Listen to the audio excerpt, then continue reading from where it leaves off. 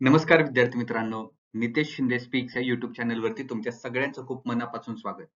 आज आपण अतिशय महत्त्वाच्या चालू घडामोडीच्या एका विषयाला हात घालणार आहोत, ज्यामध्ये आपण नुकत्याच पार पडलेल्या राष्ट्रकुल क्रीडा स्पर्धेसंबंधी अगदी बेसिक पासून सगळी माहिती बघणार आहोत, जेणेकरून आगामी परीक्षांसाठी त्याचबरोबर तुमच्या ज्ञानासाठी या माहितीचा जास्तीत जास्त उपयोग होईल. राष्ट्रकुल क्रीडा स्पर्धेमध्ये भारतानं 61 पदकं मिळवली आणि परदेशामध्ये पार पडलेल्या या स्पर्धेत भारताचा झेंडा अगदी मानानं डोलवला आणि कित्येक खेळाडूंनी आपली प्रयत्नांची पराकाष्ठा करून आपला जो संपूर्णतः भारताचा इतिहास आहे पदक तालिकेचा तो संपूर्ण बदलला आणि या स्पर्धेमध्ये भारतानं चौथं स्थान मानाचं प्राप्त केलं. अशा ह्या राष्ट्रकुल क्रीडा स्पर्धेची सगळी माहिती आपण या व्हिडिओच्या माध्यमातून बघणार आहोत. त्याच्यामुळे शेवटपर्यंत व्हिडिओ बघा आणि जास्तीत जास्त आपलं सेशन जे आहे ते तुमच्या कॉन्टॅक्ट मध्ये शेअर करा. सो सुरू करूयात राष्ट्रकुल क्रीडा स्पर्धा 2022. या स्पर्धेमध्ये जसं मी तुम्हाला सांगितलं की आपले जे खेळाडू आहेत अगदी ग्रामीण भागापासून आलेले, त्याचबरोबर अतिशय मेहनतीनं या कॉमनवेल्थ गेम मध्ये आपल्या प्रयत्नांची छाप पाडणारे हे सगळे खेळाडू, ज्यांचा आपल्याला अभिमान असेल, कायम अभिमान असेल आणि त्यांनी तब्बल 61 पदकं भारताच्या ओंजळीमध्ये घातली. या सगळ्यांचा आपल्याला मनापासून अभिमान आहे. त्याच्यामुळं त्यांच्यासाठी एक ओळ, जसे मी आपण सुरुवातीला सांगतो की लहरा दो सरकशी का परचम लहरा दो, गर्दिश में फिर अपनी सरजमी का परचम लहरा दो. अशा सुंदर ओळीनं, वाक्यानं आपण अतिशय महत्वाच्या विषयाला सुरुवात करतोय, त्या म्हणजे राष्ट्रकुल क्रीडा स्पर्धा 2022. राष्ट्रकुल क्रीडा स्पर्धेसंदर्भात जर माहिती बघायला मिळाली तर ही जी स्पर्धा आहे ती जागतिक स्तरावरची एक आंतरराष्ट्रीय स्पर्धा म्हणून हिला ओळखलं जातं. आणि ह्या राष्ट्रकुल क्रीडा स्पर्धेमध्ये नेमके कोणते देश सहभागी होतात, तर जे राष्ट्रकुल म्हणजेच कॉमनवेल्थ कंट्रीज जे आहेत, राष्ट्रकुल देश म्हणजे असे देश ज्या देशांवरती ब्रिटिश साम्राज्याची सत्ता होती. आपल्या सगळ्यांनाच माहिती आहे की ब्रिटिश साम्राज्य खूप मोठं होतं. वसाहतीच्या वादातून हे जे काही स्पर्धेचं युग युरोपियन कंट्रीज मध्ये जे सुरू झालं होतं, त्याच्यामध्ये सगळ्यात ताकदवान ब्रिटिश साम्राज्य ठरलं होतं. असं म्हटलं जायचं की सूर्य उगवायचा पण ब्रिटिशांच्या साम्राज्यावरती आणि मावळायचा सुद्धा ब्रिटिशांच्या साम्राज्यावरती. असे ब्रिटिश साम्राज्याची सत्ता जगभरातल्या भरपूर देशांवरती होती आणि अशा संपूर्ण देश, ज्या देशांचा एक समूह ज्याला कॉमनवेल्थ कंट्रीज म्हटलं जातं, राष्ट्रकुल देश म्हटलं जातं, असे सर्व देश याच्यामध्ये सहभागी होतात. तर मग फक्त राष्ट्रकुल देशच याच्यामध्ये सहभागी होतात का? म्हणजे फक्त ब्रिटिश साम्राज्याची सत्ता असणारेच देश याच्यामध्ये सहभागी होतात का? तर असं नाहीये. इतरही देश याच्यामध्ये सहभागी होतात. त्याच्यामुळं नेमकी राष्ट्रकुल स्पर्धा कुठली? तर बेसिक इन्फॉर्मेशन एवढीच की ज्या देशांवरती ब्रिटिश साम्राज्याची सत्ता होती, असे सगळे देश आणि इतर काही देश या राष्ट्रकुल क्रीडा स्पर्धेमध्ये सहभागी होत असतात. ही स्पर्धा दर 4 वर्षांनी आयोजित केली जाते. सर्वप्रथम जर आपण बघायला गेलं तर 1930 साली कॅनडा या देशामधलं जे शहर आहे हॅमिल्टन येथे या राष्ट्रकुल क्रीडा स्पर्धेची सुरुवात झाली होती आणि ही क्रीडा स्पर्धा सुरू करण्याचं श्रेय ज्या व्यक्तीला जातं ते म्हणजेच राष्ट्रकुल क्रीडा स्पर्धेचे संस्थापक किंवा जनक असं म्हणूयात आपण त्यांना, ते कॅनडा या देशाचे असणारे मेलविले मार्क रॉबिन्सन यांच्या नेतृत्वाखाली ही क्रीडा स्पर्धा पार पडली पहिल्यांदा कुठं तर हॅमिल्टन कॅनडामध्ये 1930 साली आणि त्याच्यानंतर दर 4 वर्षांनी ही स्पर्धा पार पडत असते. या स्पर्धेची वेळोवेळी नावं बदलण्यात आलेली आहेत. सुरुवातीला जर आपण बघितलं तर जसं की मी सांगितलं आता 1930 साली या स्पर्धेची सुरुवात झाली होती. त्यावेळेस तिचं नाव होतं ब्रिटिश एम्पायर गेम. मग याच्यानंतर 1954 साली तिचं नाव परत एकदा बदलण्यात आलं. British empire and commonwealth games असं त्याच्यामध्ये इन्क्लूड करण्यात आला कॉमनवेल्थ शब्द. त्याच्यानंतर 1970 मध्ये ब्रिटिश कॉमनवेल्थ गेम्स असं त्याचं नाव करण्यात आलं आणि शेवटी 1978 मध्ये कॉमनवेल्थ गेम्स असं त्यांचं नाव करण्यात आलं आणि आज ही स्पर्धा कॉमनवेल्थ गेम्स म्हणजेच राष्ट्रकुल स्पर्धा म्हणून ओळखली जाते. आता ही राष्ट्रकुल क्रीडा स्पर्धेचं जे आयोजन आहे ते संपूर्णपणे कोणावरती जबाबदारी असते, तर ब्रिटिश कॉमनवेल्थ गेम्स फेडरेशन वरती हे संपूर्ण राष्ट्रकुल क्रीडा स्पर्धा आयोजन करण्याची जबाबदारी असते, जिची स्थापना 1932 मध्ये झाली होती.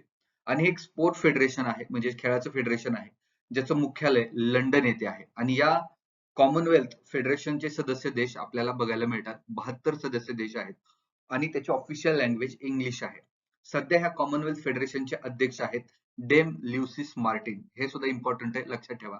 आणि व्हाईस प्रेसिडेंट किंवा उपाध्यक्ष हे काय ठेवायची गरज नाही लक्षात. मात्र प्रेसिडेंट डेम लुईस मार्टिन लक्षात ठेवा, जे कॉमनवेल्थ फेडरेशनचे अध्यक्ष आहेत. आणि पॅट्रॉन, पॅट्रॉन म्हणजे आपण त्याला असं प्रायोजक असं म्हणतो किंवा जे भागीदार म्हणतो की ज्यांच्या एक पाठिंब्यामुळं ही सगळी कॉमनवेल्थ स्पर्धा उभी राहिली आहे, त्या म्हणजे क्वीन इलिझाबेथ सेकंड. या ब्रिटनच्या ज्या राणी आहेत, त्या पेट्रॉन आहेत, त्या प्रायोजक आहेत या संपूर्ण कॉमनवेल्थ स्पर्धेच्या, ज्याच्यावरती संपूर्ण जबाबदारी असते कॉमनवेल्थ स्पर्धेची आणि कॉमनवेल्थ युथ स्पर्धेची सुद्धा.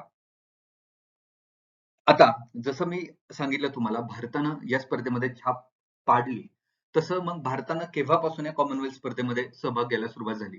तर 1934 मध्ये लंडन येथे पार पडलेल्या कॉमनवेल्थ गेम्स मध्ये भारतानं पहिल्यांदा सहभाग त्याच्यामध्ये घेतला होता. याचा अर्थ सरळ सरळ आहे की 1930 मध्ये ज्यावेळेस या स्पर्धेची सुरुवात झाली होती, त्यावेळेस भारत ह्याच्यामध्ये सहभागी नव्हता.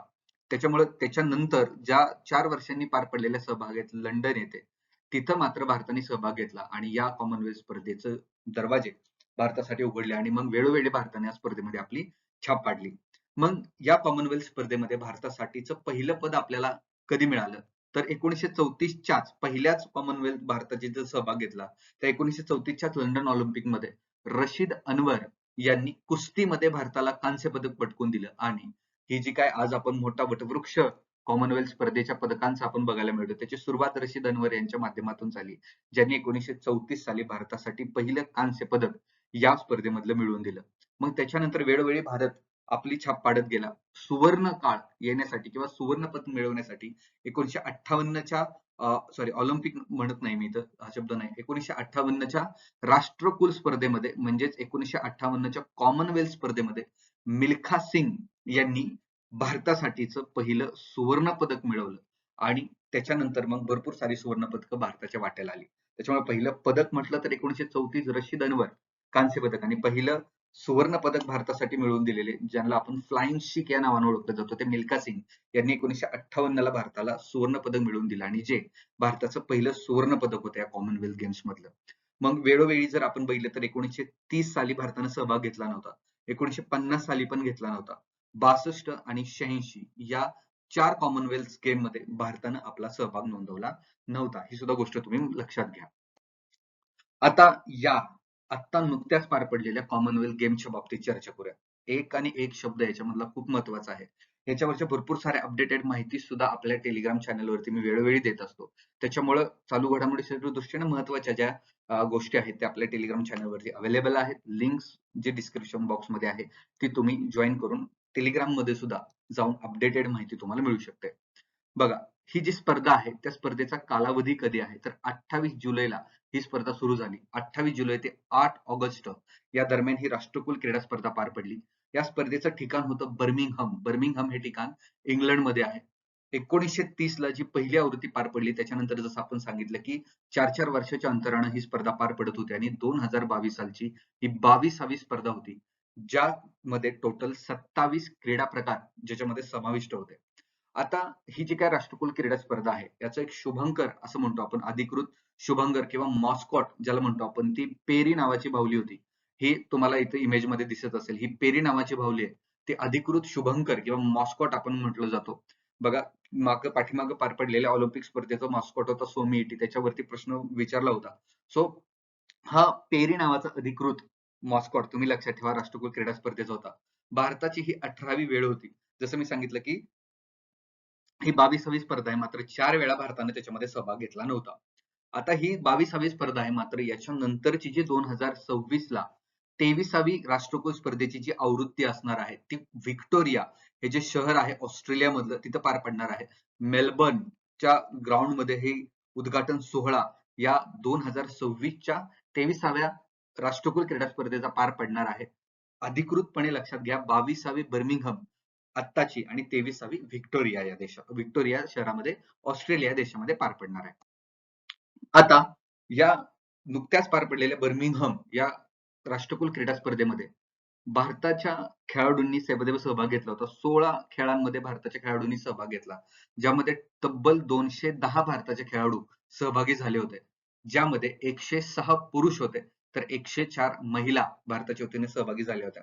आणि राष्ट्रकुल क्रीडा स्पर्धेचं कसं असतं की ज्या वेळेस क्रीडा स्पर्धेची सुरुवात होते त्यावेळेस उद्घाटन समारंभावेळी प्रत्येक देश आणि त्या देशाचे खेळाडू तिथं एक फेरी मारत असतात, आपले देशाचा झेंडा हातामध्ये घेऊन, ज्याला उद्घाटन समारंभ असं आपण म्हणतो. तिथं प्रत्येक देशाचं जे चमू असतो, जे काही संपूर्ण आपला राष्ट्रकुल क्रीडा स्पर्धेमध्ये जो काही संघ आहे 210 जणांचा गेलेला, त्याच्यामध्ये त्या संपूर्ण संघाचं नेतृत्व काही खेळाडू करत असतात आणि पुढं त्यांच्या हातात भारताचा झेंडा असतो आणि त्यांच्या मागे बाकीचे खेळाडू त्या संपूर्ण फेरी मारत असतात. मग त्याच्यामध्ये 2 समारंभ होत असतात कोणत्याही खेळाडूमध्ये. त्याच्यामध्ये उद्घाटनिक समारंभ असतो आणि समारोप समारंभ एक असतो. तर उद्घाटन समारंभामध्ये जर आपण बघितलं तर 2 भारताचे खेळाडू मनप्रीत सिंग आणि पी.व्ही. सिंधू यांनी उद्घाटन समारंभामध्ये भारताचं ध्वजवाहक होते, ते फ्लॅग बॅरियर होते.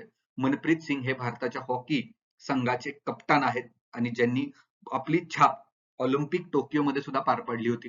आणि पी.व्ही. सिंधू या भारताच्या आघाडीच्या बॅडमिंटनपटू आहेत आणि त्यांनी आघाडीचं काम करत या राष्ट्रकुल क्रीडा स्पर्धेमध्ये भारताला सुवर्ण पदक मिळवून दिलं बॅडमिंटन एकेरीमध्ये, जे आपण पुढे बघणारच आहे. तर ह्या दोघांनी उद्घाटन समारंभाचं काय केलं होतं, ध्वजवहन केलं होतं. आणि ज्या वेळेस समारोप समारंभ पार पडला त्यावेळेस सुद्धा भारताच्या 2 महान खेळाडूंनी या स्पर्धेचं मध्ये समारोप समारंभाचं ध्वजवहन केलं होतं, ज्याच्यामध्ये निखत झरीन या भारताच्या आघाडीच्या बॉक्सिंग पटू आहेत आणि शरद अजंता जे अतिशय जबरदस्त खेळाडू आहेत. टेबल टेनिस या खेळामध्ये त्यांनी भारताला एकेरी मधलं आणि त्याचबरोबर मिश्र मधलं सुद्धा पदक मिळवून दिलं आणि त्याच्यामुळं शरद अजंता आणि निखत झरीन यांनी समारोप सोहळ्याचं ध्वजवहन केलं आणि मनप्रीत सिंग पी.व्ही. सिंधू यांनी उद्घाटन सोहळ्याचं ध्वजवहन केलेलं आहे. या कॉमनवेल्थ स्पर्धेमध्ये भारतातर्फे अनाहत सिंग ही खेळाडू सहभागी झाली होती, जी वयाच्या अवघ्या 14व्या वर्षी राष्ट्रकुल स्पर्धेमध्ये सहभागी झाली आणि या कॉमनवेल्थ गेम मध्ये सहभागी होणारी ती सर्वात तरुण भारतीय खेळाडू ठरलेली आहे. स्क्वॅश खेळामध्ये अनाहत सिंगनं सहभाग नोंदवला होता आणि 45 वर्षाच्या सुनील बहादूर यांनी लॉन बॉल्स मध्ये भारतासाठी तिथं सहभाग नोंदवला होता आणि ते या चमूमधील या ग्रुपमधील सर्वात वयस्कर खेळाडू ठरले होते. भारतानं जशी स्पर्धा सुरू झाली तसं पहिलं पदक भारताला मिळवून देणाऱ्या खेळाडूचं नाव तुम्हाला लक्षात असणं गरजेचं आहे. तर भारतासाठी पहिलं पदक आपल्या महाराष्ट्राच्या सांगलीच्या असणाऱ्या संकेत सरगरनं मिळवून दिलं होतं. वेट लिफ्टिंग मध्ये त्यानं भारतासाठी रौप्य पदक जिंकलं आणि ते भारताचं या कॉमनवेल्थ गेम मधलं पहिलं पदक ठरलं होतं. आणि सुवर्ण पदकच्या बाबतीत जर आपण बघायला गेलं तर साईखोम मीराबाई चानू, भारताचा अभिमान असणाऱ्या मीराबाई चानू यांनी याच 2022च्या राष्ट्रकुल क्रीडा स्पर्धेमध्ये देशासाठी पहिलं सुवर्ण पदक जिंकलं आणि वेट लिफ्टिंग या प्रकारामध्ये त्यांनी भारतासाठी पदक मिळवून दिलं. आणि मग हळूहळू पदकांची ही मालिका सुरू झाली आणि मग नेमकी कोणकोणती पदक कोणकोणत्या क्षेत्रात आपण मिळवली, सगळीच महत्वाची आहेत पदक त्याच्यामध्ये नो डाऊट, कारण प्रत्येक पदक जिंकण्यामध्ये त्या खेळाडूची कित्येक वर्षाची मेहनत असते. आपण इथं बसतो मात्र तेच तिथं जाण्याची मेहनत, तिथं गेल्यानंतर ते आंतरराष्ट्रीय दर्जाचं प्रेशर हँडल करण्याची जी टेक्निक असेल किंवा असं म्हणू की आपण ते पदक जिंकणं म्हणजे खूप मोठी गोष्ट आहे. त्याच्यामुळे भारतासाठी प्रत्येक पदकच याच्यामध्ये महत्वाचं आहे. सो प्रत्येक पदक आपण याच्यामध्ये बघणार आहोत, जेणेकरून आपल्यालाही त्याच्यातून काही ऊर्जा मिळेल. आता ही जी काही कॉमनवेल्थ स्पर्धा पार पडली याची एक मेडल टॅली आहे, याच्यावरती आपल्याला भरपूर सारी गोष्ट माहित असणं गरजेचं आहे. या कॉमनवेल्थ गेम मध्ये जेवढे काही सहभागी देश झाले त्याच्यामध्ये सर्वाधिक पदकं जर कोणत्या देशाने मिळवली असतील तर तो आहे ऑस्ट्रेलिया देश. ऑस्ट्रेलिया या देशानं तब्बल 178 पदकं मिळवली आणि तो पहिला रांगेमध्ये किंवा फर्स्ट पोझिशनला जाऊन बसला ऑस्ट्रेलिया, ज्यानं 67 सुवर्ण पदक, 57 रौप्य पदक आणि 54 कांस्य पदक मिळवली. इंग्लंड हा 176 पदकासह दुसऱ्या स्थानावरती आला. कॅनडा हा देश 92 पदकांसह तिसऱ्या स्थानी आला आणि आपला भारत जो आहे तो 61 पदकं भारताने मिळवली आणि भारत या पदक तालिकेत चौथ्या स्थानावरती राहिला, ज्यामध्ये भारतानं तब्बल 22 सुवर्ण पदकं मिळवली, 16 रौप्य पदकं मिळवली आणि 23 कांस्य पदकं मिळवली. आणि या सर्व खेळाडूंनी भारताचा ध्वज त्या राष्ट्रकुलच्या बर्मिंगहमच्या स्टेडियम मध्ये आगळ्याने डोलवला. त्याच्यामुळे या सर्वांचाच आपल्याला सार्थपणे अभिमान आहे. आणि ही काय 61 पदकं भारताने याच्यामध्ये मिळवलेली आहेत. त्याचं थोडंसं वर्गीकरण जर आपण करायचं म्हटलं तर भारताची खेळनिहाय पदके आपण थोडं याच्यामध्ये लक्ष देऊयात, ज्यामध्ये कुस्ती खेळामध्ये भारताला भरपूर म्हणजे सर्वाधिक पदकं मिळाली. 6 सुवर्ण पदकं, 1 रौप्य पदक आणि 5 कांस्य म्हणजेच ब्रॉन्झ पदकं भारताला मिळाली. टेबल टेनिस मध्ये सुद्धा 4 सुवर्ण, 1 रौप्य आणि 2 कांस्य पदकं भारताला मिळाली.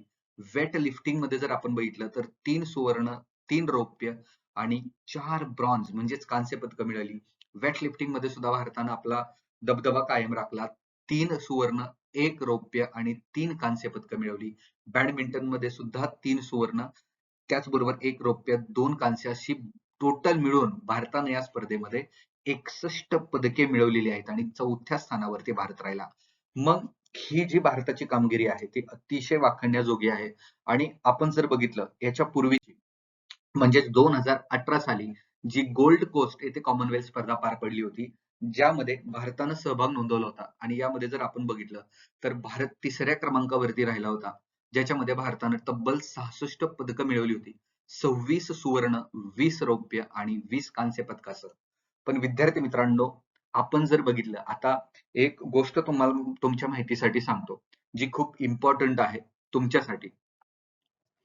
तर ती गोष्ट महत्वाची अशी आहे विद्यार्थी मित्रांनो, की ही जी काही 2022 ची बर्मिंगहम येथे पार पडलेली कॉमनवेल्थ गेम होती, स्पर्धा होती, याच्यामध्ये एक खेळ सहभागी करण्यात आला नव्हता. ज्याच्यामुळे भारतानं जवळजवळ ह्या बर्मिंगहम कॉमनवेल्थ गेम मध्ये आम्ही बायकॉट करू, म्हणजेच आम्ही सहभागी होणार नाही. आम्ही निषेध करतोय या बर्मिंगहम कॉमनवेल्थचा. आम्ही याच्यामध्ये सहभागी होणार नाही इथपर्यंतची भारतानं भूमिका याच्यामध्ये घेतली होती. कारण एक खेळ याच्यातनं वगळला होता. ज्या खेळामध्ये भारतानं कॉमनवेल्थच्या स्पर्धेमध्ये इतिहास जर कॉमनवेल्थचा बघितला विद्यार्थी मित्रांनो, 1934 साली भारत सहभागी झालाय. आतापर्यंतच्या इतिहासात ज्या खेळात भारतानं सर्वाधिक पदकं मिळवली होती, नेमका तोच खेळ बर्मिंगहमच्या कॉमनवेल्थ गेम मधनं वगळण्यात आला होता. त्याच्यामुळे भारतानं याचा तीव्र विरोध केला होता आणि भारतानं जवळजवळ आम्ही ह्या स्पर्धेत सहभागी होणारच नाही, जर तुम्ही तो खेळ सहभागी करून नाही घेतला तर, अशी इथपर्यंत धमकी भारताने दिली होती. मात्र नंतर आगामी कॉमनवेल्थ गेम मध्ये आम्ही तो सहभागी करून घेऊ, टेक्निकल अडचण वगैरे इत्यादी स्पष्टीकरण कॉमनवेल्थ फेडरेशन कडनं दिलं गेलं आणि तो खेळ म्हणजे विद्यार्थी मित्रांनो शूटिंग.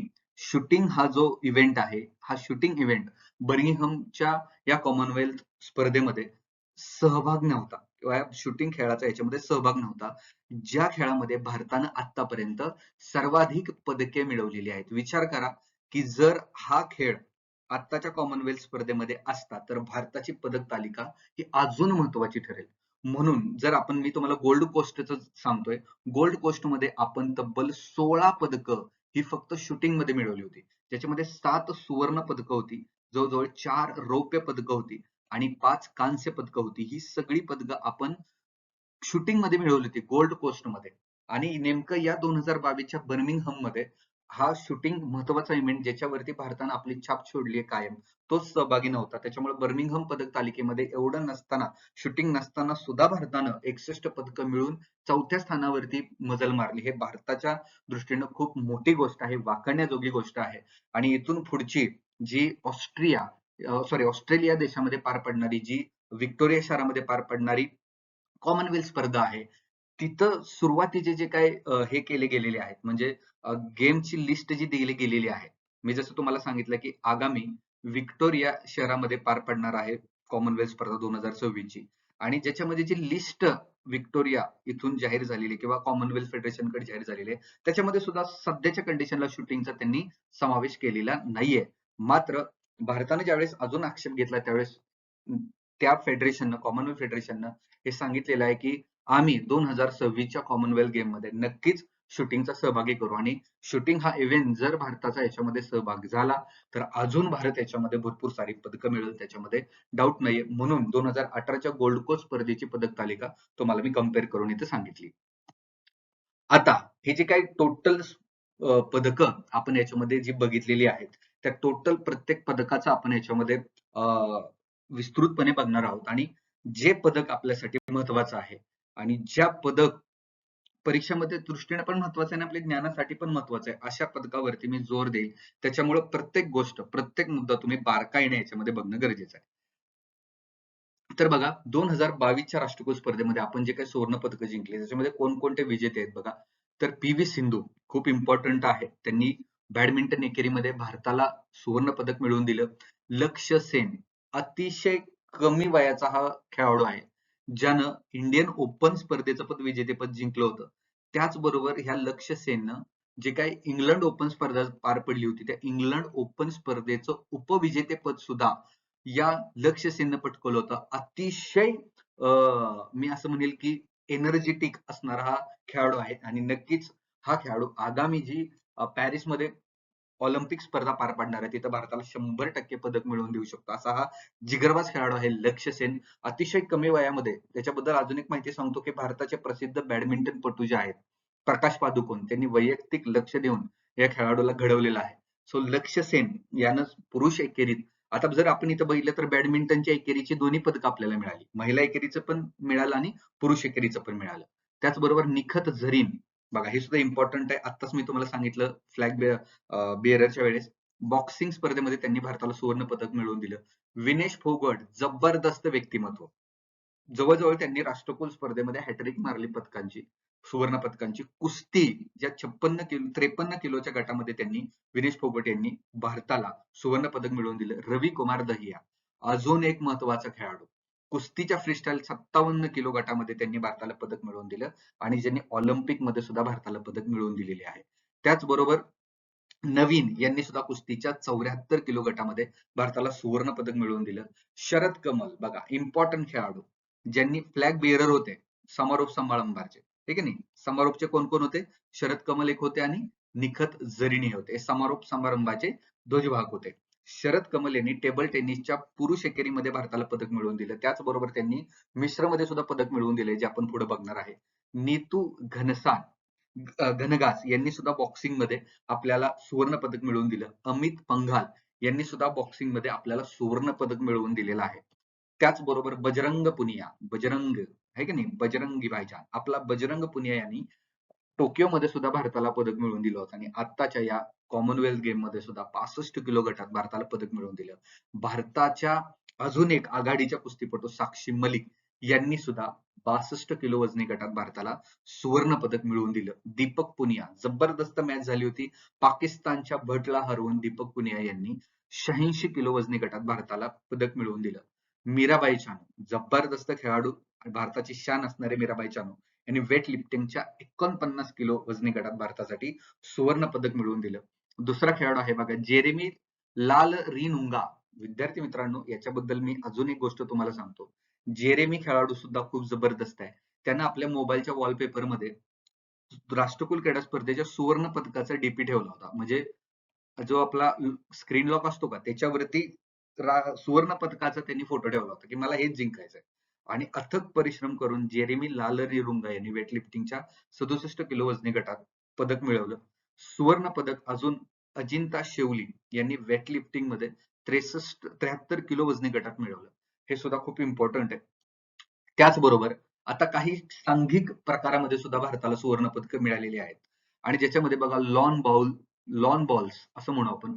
लॉन बॉल्स खूप इम्पॉर्टंट आहे. तुम्ही जर हा खेळ बघितला तर अतिशय इंटरेस्टिंग असणारा खेळ आहे. भारतानं प्रथमच या खेळामध्ये पदक मिळवलेलं आहे आणि ते पदक कुठलं आहे? सुवर्ण पदक आहे.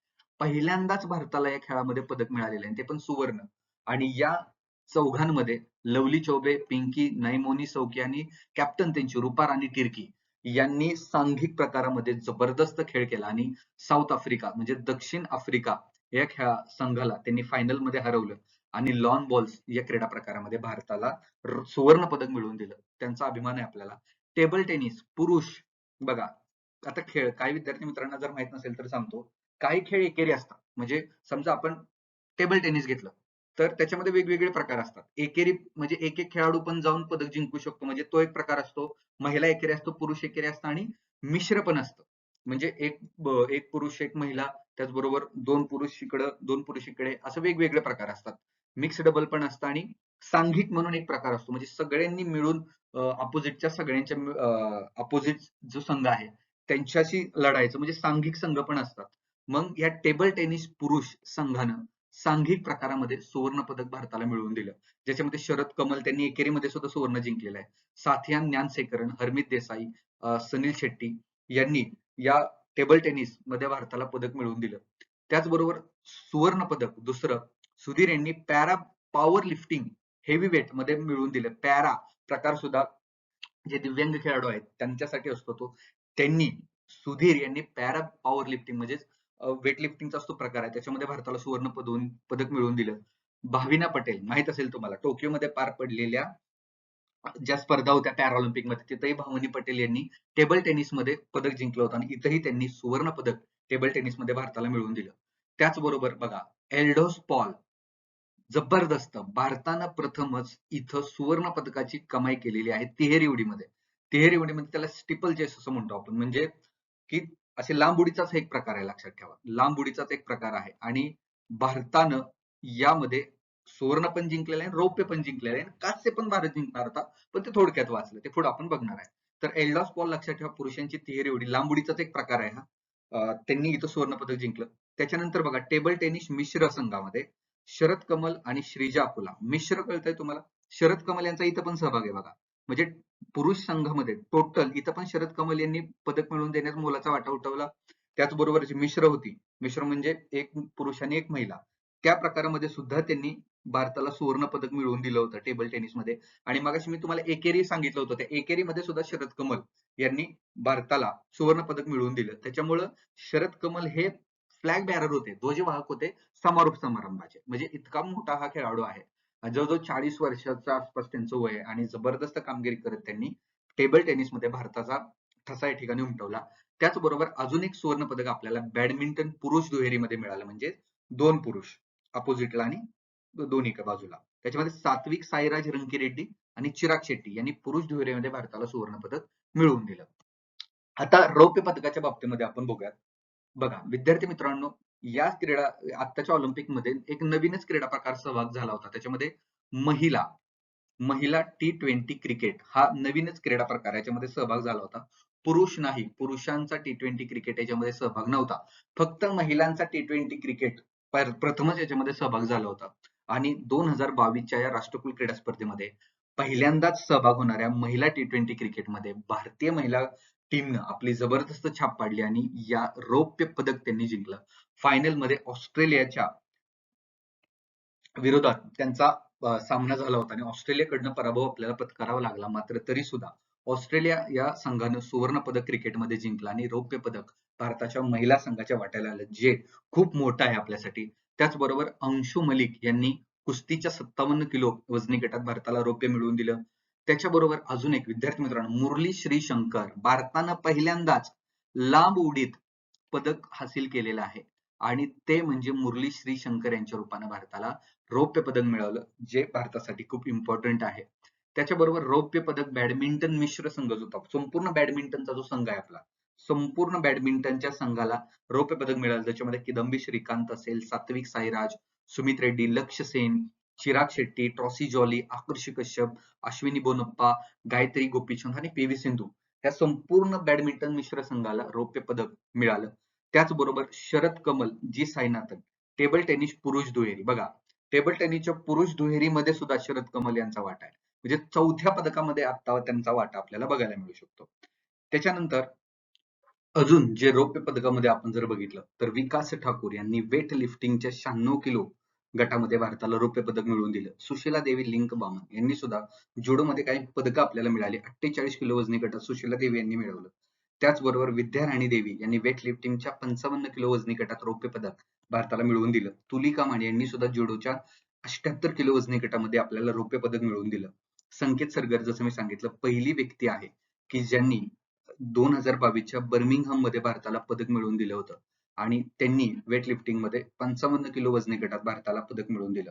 अविनाश साबळे, बीडचा असणारा हा जबरदस्त खेळाडू, ज्यांनी 3000 मीटर स्टिपल चेस मध्ये भारताला रौप्य पदक मिळवून दिलं. अवघ्या काही पॉईंट, आय थिंक मला वाटतं .05 का 0.5 सेकंदाच्या अंतराने त्यांचं सुवर्ण पदक त्याच्यामध्ये हुकलं आणि जबरदस्त प्रयत्नांची पराकाष्ठा करून अविनाश साबळे यांनी रौप्य पदक भारताला मिळवून दिलं 3000 मीटर स्टिपल चेस मध्ये. हे सुद्धा तुम्ही या ठिकाणी लक्षात ठेवा. प्रियंका गोस्वामी यांनी रौप्य पदक भारताला मिळवून दिलं. महिलांची 10 किलोमीटरची जी वॉकिंगची स्पर्धा होती त्याच्यामध्ये, आणि हे सुद्धा भारतासाठी एक अनौपचारिक किंवा अनौपचारिक म्हणण्यापेक्षा एक इंटरेस्टिंग पदक ठरलं. त्याचबरोबर रौप्य पदक सुद्धा भारताच्या लॉन बॉल्स मध्ये जो पुरुष संघ आहे त्यांनी पटकावलं, ज्याच्यामध्ये दिनेश कुमार, चंदन कुमार सिंग, सुनील बहादूर, नवनीत सिंग यांचा समावेश होता. त्याचबरोबर अब्दुल्ला अबू बकर, पुरुषांची तिहेरी उडी रौप्य. बघा, मी सांगितलं पुरुषांची तिहेरी उडी हा जे काही लांब उडीचाच प्रकार आहे, याच्यामध्ये सुवर्ण पदक सुद्धा आपल्याला मिळालेलं आहे आणि रौप्य सुद्धा मिळालेलं आहे आणि कांस्य सुद्धा थोडक्यात भारताचं निसटलं. त्याचबरोबर सागर अहलावत यांनी रौप्य पदक बॉक्सिंगच्या सुपर हेवीवेट मध्ये भारताला मिळवून दिलं. त्याचबरोबर अजून एक रौप्य पदक भारतीय पुरुष हॉकी संघाने मिळवलं. फायनल मध्ये लक्षात ठेवा, ऑस्ट्रेलियाच्या विरुद्ध भारताचा पराभव झाला. मात्र भारताच्या पुरुष हॉकी संघानं रौप्य पदकापर्यंत मजल मारली आणि हे भारतीय पुरुष हॉकी संघाने भारतीय क्रिकेट महिला संघ या दोघांनीही रौप्य पदकाची भारतासाठी कमाई या ठिकाणी केलेली आहे. आता कांस्य पदकाच्या बाबतीत जर आपण बघितलं तर गुरुराजा पुजारी यांनी 61 किलो वेटलिफ्टिंग मध्ये पदक मिळवून दिलं. विजय कुमार यादव यांनी 60 किलो वजनी गटात रौप्य पदक मिळवून दिलं. हरजिंदर कौर यांनी 71 किलो वजनी गटात त्यांनी पदक मिळवून दिलं. हरजिंदर कौर ह्या खरंच मी असं म्हणेल की प्रयत्न आणि पराकष्ट आणि म्हणतो ना आपण की एक शाहरुख खानचा डायलॉग आहे की अगर किसी चीज को तुम पूरी दिल से चाहो तो पूरी कायनात उसे तुमसे मिलाने की साजिश में लगी जाती है, तसा काहीतरी प्रकार हरजिंदर कौर यांच्या बाबतीत झाला. ते असं की वेट लिफ्टिंग मध्ये स्नॅक आणि एक अजून एक असतो बघा स्नॅच आणि दुसरा एक जर्क, असे दोन प्रकार असतात. तर पहिल्या फेरीमध्ये त्या चौथ्या क्रमांकावरती होत्या आणि पहिल्या जो प्रकार पार पडला त्याच्यामध्ये दुसऱ्या प्रकारामध्ये सुद्धा त्यांना तेवढ्या तोलाचं वजन उचलता आलं नाही आणि त्या जवळजवळ चौथ्या क्रमांकावरतीच होत्या. मात्र या पहिल्या प्रकारामध्ये जो खेळाडू दुसऱ्या क्रमांकावरती होता, भरपूर सारं वजन उचलून तो दुसऱ्या क्रमांकावरती होता, त्याला मात्र दुसऱ्या फेरीत एकदाही वजन उचलता आलं नाही. त्यानं एकदा जरी वजन उचललं असतं तरी हरजिंदर कौर यांचं पदक गेल्यातच जमा होतं. मात्र त्याची एकदम मनस्थितीच अशी ढासळली त्या खेळाडूची की त्याला दुसऱ्या फेरीत एकदा पण वजन उचलता आलं नाही, जो की पहिल्या फेरीत 2 नंबरला होता. आणि त्याचा फायदा असा झाला की मग तो बाहेरच पडला आणि हरजिंदर कौर यांना कांस्य पदक त्या ठिकाणी मिळालं. त्याचबरोबर अजून एक लवप्रीत सिंग यांनी 109 किलो वेटलिफ्टिंग मध्ये पदक मिळालं. सौरभ घोषाल स्क्वॅश मध्ये त्यांनी पदक मिळवलं. त्याचबरोबर गुरदीप सिंग वेटलिफ्टिंगच्या 109 किलो वजनी गटात त्यांनी पदक भारताला मिळवून दिलं. त्याचबरोबर तेजस्विन शंकर उंच उडीमध्ये प्रथमच भारताला पदक मिळालेलं आहे. तेजस्विन शंकर यांच्या रूपाने उंच उडीत. त्याचबरोबर दिव्या काकरण कुस्तीच्या 68 किलो वजनी गटात त्यांनी पदक मिळवून दिलं. कांस्य पदक मोहित ग्रेवाल यांनी कुस्तीच्या 125 किलो वजनी गटात भारताला मिळवून दिलं. त्याचबरोबर कांस्य पदक भारताच्या जेस्मिन यांनी बॉक्सिंगच्या 60 किलो वजनी गटात मिळवून दिलं. पूजा गेहलोत यांनी कुस्तीच्या 57 किलो वजनी गटात कांस्य मिळवून दिलं. त्याचबरोबर पूजा सिहाग यांनी कुस्तीच्या 76 किलो वजनी गटात. त्याचबरोबर कांस्य पदक हुसामुद्दीन यांनी बॉक्सिंग मध्ये मिळवून दिलं. दीपक नेहरा यांनी कांस्य पदक 97 किलो कुस्तीत मिळवून दिलं. त्याचबरोबर कांस्य पदक सोनल बेन पटेल यांनी पॅरा टेबल टेनिस मध्ये भारताला मिळवून दिले एकेरीमध्ये. रोहित टोकर जबरदस्त खेळत होता हा खेळाडू, ज्याने 67 किलो वजनी गटात कांस्य पदक भारताला मिळवून दिलं. आणि अजून एक सांघिक कांस्य पदक भारताच्या महिला हॉकी संघाला मिळालेलं आहे आणि पुरुष हॉकी संघाला भारताच्या रौप्य पदक मिळालेलं आहे, जे मी तुम्हाला ऑलरेडी सांगितलेलं आहे. याचबरोबर कांस्य पदक जर आपण बघितलं तर संदीप कुमार 10,000 मीटर वॉक बघा, 10,000 मीटर म्हणजे जवळजवळ 10 किलोमीटरच्या वॉक मध्ये त्यांनी कांस्य पदक पटकावलं. अनु राणी भारताचा जो जबरदस्त खेळाडू होता, नीरज चोप्रा दुखापतीच्या कारणास्तव भारताच्या या महान खेळाडूला या कॉमनवेल्थ मध्ये सहभागी होता आलं नाही. मात्र त्याची उणीव भरून काढली अनु राणी यांनी भालाफेक मध्ये भारताला कांस्य मिळवून दिलं. सौरभ घोषाल दीपिका पल्लिकल यांनी स्क्वॅशच्या मिश्र दुहेरीत भारताला कांस्य मिळवून दिलं. कदंबी श्रीकांत यांनी पुरुष एकेरीमध्ये भारताला जो बॅडमिंटनचा प्रकार आहे त्याच्यामध्ये कांस्य मिळवून दिलं. त्याचबरोबर भारताच्या बॅडमिंटन महिला दुहेरी जे आहेत गायत्री गोपीचंद आणि ट्रॉसी जॉली यांनी कांस्य पदक मिळवून दिलं आणि टेबल टेनिस पुरुष एकेरीमध्ये जी साईनाथन यांनी भारताला कांस्य पदक मिळवून दिलं. ही जी काही संपूर्ण कॉमनवेल्थची माहिती आपण या ठिकाणी बघितली ती खूप इम्पॉर्टंट आहे आणि त्याच दृष्टिकोनातून काही प्रश्न मी तुम्हाला या ठिकाणी काढून आणलेले आहेत. याची उत्तरं तुम्ही कमेंट बॉक्समध्ये द्यायची आहेत. जे काय तुम्हाला मी आता माहिती सांगितली, इम्पॉर्टंट माहिती सांगितली, त्या संपूर्ण माहितीच्या आधारे हे प्रश्न तयार केलेले आहेत. याची कमेंट बॉक्समध्ये तुम्ही 1, 2, 3, 4, 5 असं करत उत्तरं द्या, जेणेकरून तुमचा चांगला सराव झाला असं मी म्हणेल. पहिला प्रश्न आहे, कॉमनवेल्थ गेमचे संस्थापक कोण आहेत? पिएरी डी कॉबोट्रीन, मेल्विन ए मार्क्स रॉबिन्सन, एस्टेली कूपर का वरीलपैकी काही नाही? दुसरा प्रश्न आहे, 2022 च्या राष्ट्रकुल खेळ कोणत्या शहरात पार पडले? लंडन, ग्लासगो, बर्मिंगहम का सिडनी? तिसरा प्रश्न आहे, कॉमनवेल्थ गेम 2022 मध्ये भारताचे ध्वजवाहक कोण होते? आणि ते उद्घाटन समारंभाचे तुम्हाला विचारलेले आहेत. त्याच्यामध्ये लोवलिना बोर्गोहेन, मनप्रीत सिंग, पी.व्ही. सिंधू, मनप्रीत सिंग, लोवलिना बोर्गोहेन, पी.व्ही. सिंधू का वरीलपैकी एकही नाही? कॉमनवेल्थ गेम्स 2022 चा अधिकृत शुभंकर काय आहे? किनो, गोल्डी, पेरी का शेरा?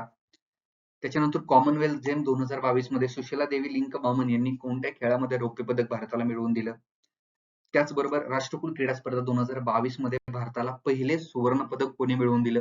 जेरेनी लालुरिंगा, अचिंता शेवली, मीराबाई चानू का गुरु राजा पुजारी? खालीलपैकी कोणता खेळ 2022च्या राष्ट्रकुल खेळाचा भाग नाहीये? जुडो, बॉक्सिंग, बीच व्हॉलीबॉल का पुरुष क्रिकेट? तर हे काय संपूर्ण लेक्चर होतं. ते तुम्हाला कसं वाटलं? तुम्हाला फायदा झाला का? नक्की कळवा. भरपूर साऱ्या अपडेट्ससाठी आपल्या टेलिग्राम चॅनलला तुम्ही नक्की जॉईन करा. माहिती आपण देत जाईल आणि आपला हा जो चॅनल आहे तो जास्तीत जास्त शेअर करा. तुमची काळजी घ्या, घरच्यांची काळजी घेत चला आणि दररोजच्या माहितीसाठी परत एकदा सांगतो, नितेश शिंदे स्पीक्स हा जो आपला टेलिग्राम चॅनल आहे, या टेलिग्राम चॅनलची लिंक मी डिस्क्रिप्शन बॉक्समध्ये दिलेला आहे. जॉईन करा. छानपैकी अभ्यास करत राहा. तुमची काळजी घ्या. खूप खूप best of luck. Thank you so much.